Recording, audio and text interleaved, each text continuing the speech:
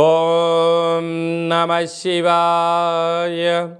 ఓం నమో నారాయణాయ. ఓం శ్రీ స్వర్ణాకర్షణ కాళభైరవాయ నమో నమః. ఓం శ్రీ నరదృష్టి నివారణ కాళభైరవాయ నమో నమః. నమస్తే అస్తు భగవన్ విశ్వేశ్వరాయ మహాదేవాయ త్రయంబకాయ త్రిపురాంతకాయ త్రికాగ్నికాలాయ కాలాగ్నిరుద్రాయ నీలకంఠాయ మృత్యుంజయాయ సర్వేశ్వరాయ సదాశివాయ శ్రీమన్మన్మహాదేవాయ నమో నమః. హరి ఓం. మా ఛానల్కి స్వాగతం.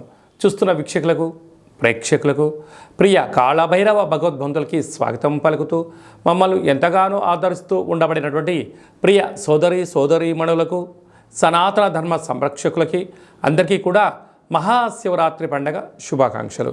మహాదేవుడి యొక్క ఆశీస్సులు అందరిపైన ఉండాలని, అందరినీ చల్లగా ఆశీర్వదించాలని, నిండు నూరేళ్ల ఆయురారోగ్యాలకు అందరికీ ప్రసాదించాలని, జాతక చక్రంలో ఉండబడిన గ్రహ గమనాలు దోషాలు తొలగిపోయి ఎవరైతే ఏదైతే కోరుకుంటున్నారో అన్నింటా విజయాన్ని సాధించేటువంటి ఆశీర్వచనాన్ని భగవంతుడు అందరికీ ప్రసాదించాలని మనసారా కోరుకుందాం. 1-3-2024 నుండి 15-3-2024 వరకు పుట్టినటువంటి వారందరికీ కూడా ముందస్తుగా జన్మదిన శుభాకాంక్షలు. గతంలో వివాహం చేసుకున్న వారికి వివాహ వార్షికోత్సవ శుభాకాంక్షలు. ద్వాదశ రాశుల్లో గ్రహ గమనాల్ని ఒకసారి వీక్షింపచేద్దాం. మేషరాశిలో గురు సంచార స్థితి, కన్యరాశిలో కేతు సంచార స్థితి, మకర రాశిలో కుజుడు మరియు శుక్ర సంచార స్థితి, కుంభరాశిలో రవి బుధాదిత్య రాజయోగము మరియు శనేశ్వర స్వామివారి యొక్క సంచార స్థితి. ఏడాది తర్వాత రవి భగవానుడు కుంభరాశిలో సంచారము, 30 సంవత్సరాల తర్వాత శని భగవాని చేత రవి తన స్వక్షేత్రమైనటువంటి శని భగవాన్తో కలిసి సంచారం చేయడము ఇది ఒక యోగదాయకం అని చెప్పి గమనించగలగాలి. అలాగనే మీనరాశిలో రాహు సంచార స్థితితో ద్వాదశ రాశుల్లో గ్రహ గమనాలు ఈ విధంగా ఉన్నాయి. 8వ తారీఖున బుధ భగవానుడు మీనరాశిలోకి సంచారము, 9వ తారీఖున శుక్ర భగవానుడు కుంభరాశిలోకి సంచార స్థితి, 15వ తారీఖున రవి భగవానుడు మీనరాశిలోకి సంచార స్థితితో ద్వాదశ రాశుల్లో గ్రహ గమనాలు ఈ విధంగా ఉన్నాయి. కుంభరాశి వారు మహాశివరాత్రి సందర్భంగా ఆదివారం అమావాస్య సందర్భంగా ఎలాంటి విధానాలు పాటించాలో ఈ వీడియోలో సవివరంగా సంపూర్ణంగా తెలుసుకుందాం. కుంభరాశిలో ఏ నక్షత్రాలు వస్తాయనగా ధనిష్టా నక్షత్రంలోని 3వ పాదం, 4వ పాదం, శతభిష నక్షత్రంలోని 4 పాదాలు, పూర్వాభాద్ర నక్షత్రంలోని 1, 2, 3 పాదం కలిపితే కుంభరాశి. అలాగనే చాలామందికి డేటా బర్త్లు లేనటువంటి కారణం వలన పేరు యొక్క మొదటి అక్షరాన్ని అనుసరిస్తూ ఆ రాశిని తెలుసుకునే ప్రయత్నం అవుతుంది.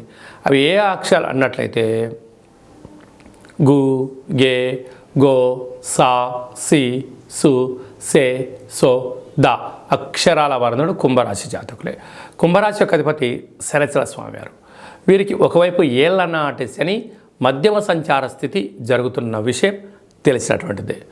రాశిలోనే 30 సంవత్సరాల తర్వాత రవి శని కలయిక మరియు బుధ సంచార స్థితి, బుధాదిత్య రాజయోగము, త్రిగ్రహ కూటమి, ధనస్థానంలో రాహు, తృతీయంలో గురువు, అష్టమంలో కేతు సంచార స్థితి, వ్యయంలో కుజుడు శుక్ర సంచార స్థితి ఉండడం వల్ల కుజదోష ప్రభావ కారణం వలన ఎల్లనాటి శని యొక్క ప్రభావం ఉన్నప్పుడు వృత్తులలో, ఉద్యోగాల్లో, వ్యాపారాల్లో, సేవారంగ కార్యక్రమాల్లో మీరు ఎంత సమయాన్ని వెచ్చించి హార్డ్ వర్క్ చేస్తూ ఉండినను పై అధికారులు, సహ ఉద్యోగస్తులు, మీ తోటి వారందరూ కూడా తెలియకుండా ఎక్కడో మీ పైన తెలియనటువంటి శత్రు ప్రభావం, ఎంత అణగదొక్కుదామని మిమ్మల్ని ట్రై చేస్తున్నా కష్టపడి పనిచేసి విజయానికి మీరు దగ్గర అవుతూ ఉంటారు.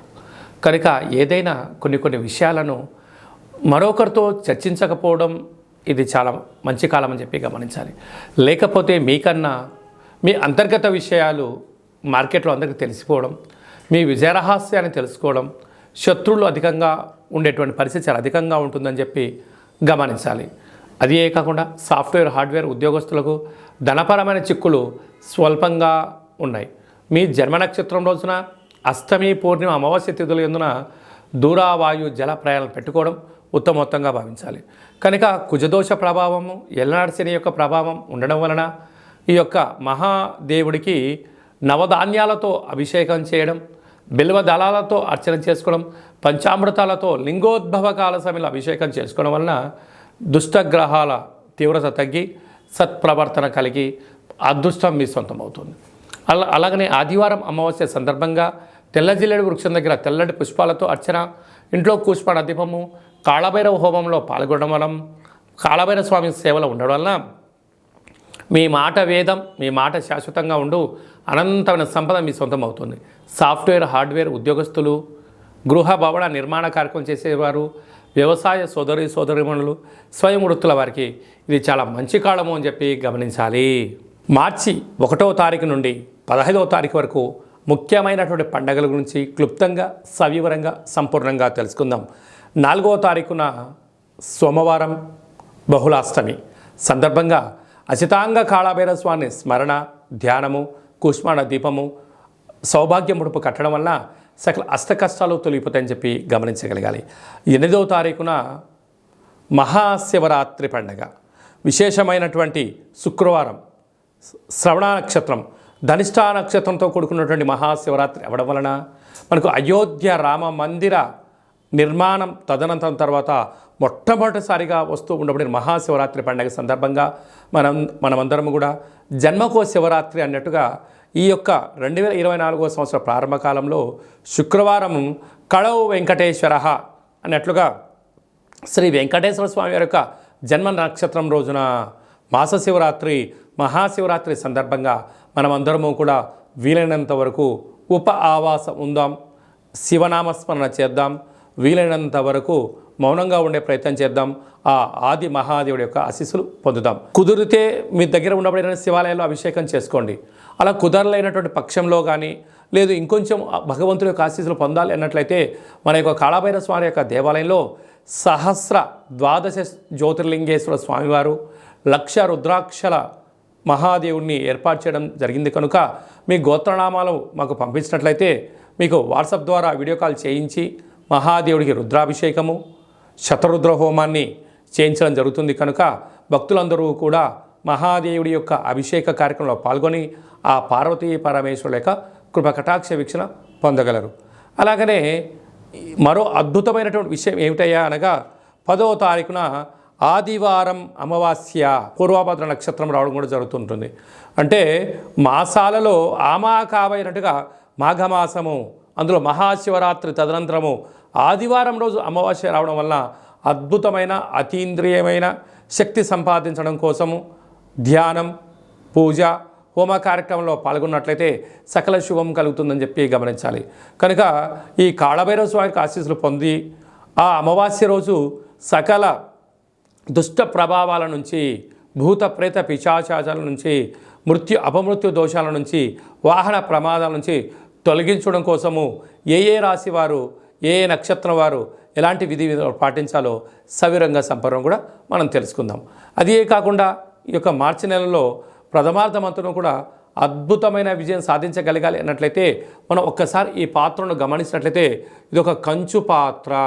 ఇందులో మనకు రాసులు 12 ఎలా ఉంటాయో 12 రాసులను అచ్చు వేయడం జరుగుతుంది.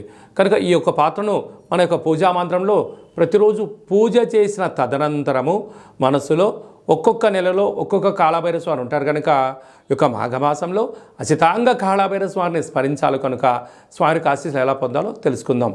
అలాగే మనసులో ఓం అచితాంగ కాళభైరవాయ నమః అని అనుకొని ఇలా శబ్దం చేసినట్టయితే ఒక పాత్రలో ఓంకార శబ్దం రావడం జరుగుతుంది.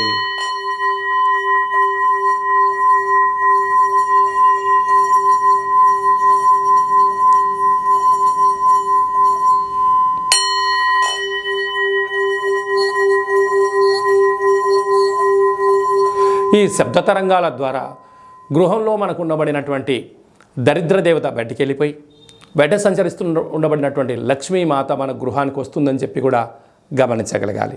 కనుక ఒక కాళభైరవ హోమాన్ని, కాళభైరవ స్వామి యొక్క పిరమిడ్ని, ఈ యొక్క అక్షయపాత్రని, డాలర్ని, కంకణాన్ని, మీకు కాలికి చేయి కట్టుకునేటువంటి సౌభాగ్యమైనటువంటి రక్షణ కవచాన్ని కూడా ఏర్పాటు చేయడం జరుగుతుంది. ఆసక్తి గలవారు ఈ కింది నెంబర్ని సంప్రదించి అక్షయ పాత్రను సొంతం చేసుకుందాం. అష్ట కష్టాలకు దూరంగా ఉందాం. అష్టైశ్వర్యానికి స్వాగతం పలుకుతామని చెప్పి గమనించాలి. మీ యొక్క వ్యక్తిగత జాతకం తెలుసుకోవాలనుకుంటున్నారా?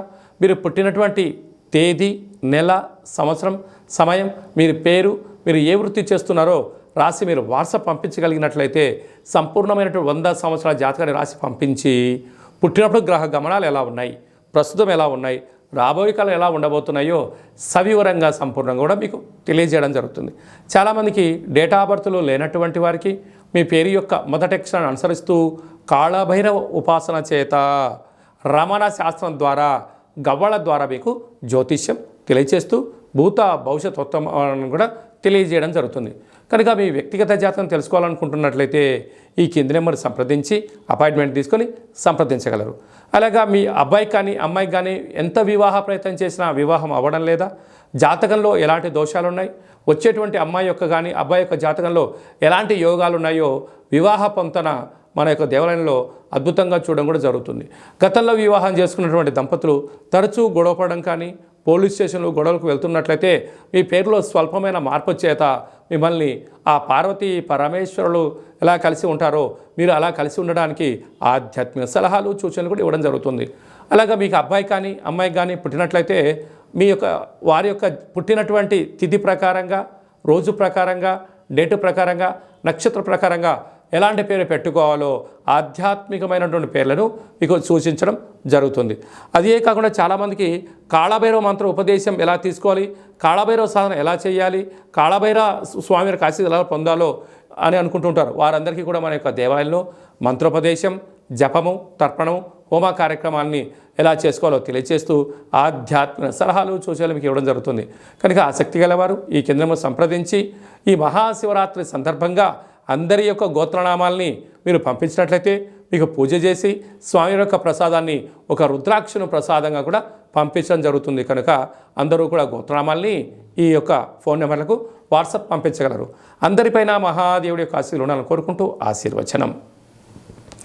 సర్వమంగళ మాంగళ్యే శివే సర్వార్థి సాధికే శరణ్యే త్రయంబకే దేవి నారాయణి నమోస్తుతే.